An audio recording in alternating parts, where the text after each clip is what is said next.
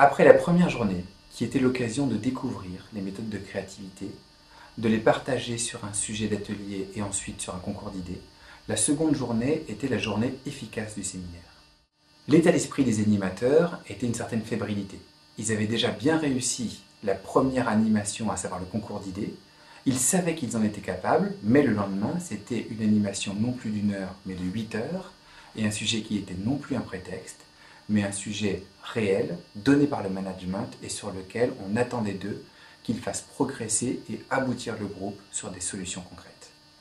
Chaque animateur avait un groupe de participants et travaillait sur un sujet. Donc là, on avait 12 groupes qui travaillaient chacun sur un sujet d'intérêt pour le BCG. Il y avait un sponsor pour chaque groupe qui était en fait le porteur du sujet, alors que l'animateur est le porteur de la méthode.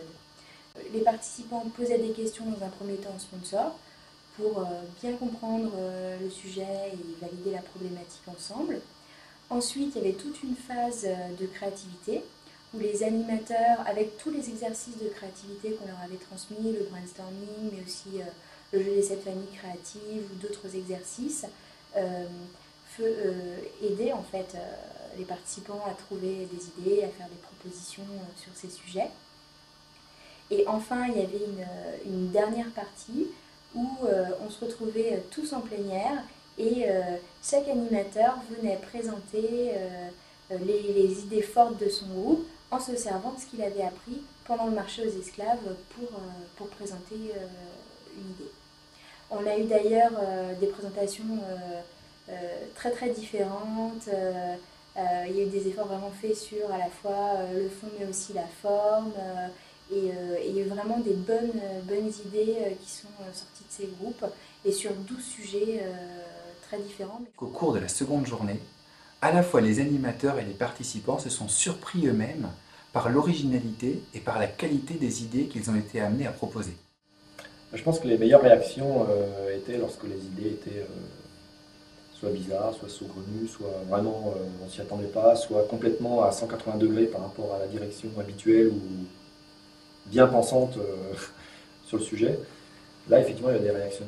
Ils se sont complètement prêtés au jeu de la créativité, à la fois les animateurs, qui sont vraiment investis et impliqués, qui ont eu à cœur de bien faire, et les participants, qui ne savaient pas forcément à quoi s'attendre au début, mais qui ont vraiment joué le jeu, qui ont fait beaucoup de propositions.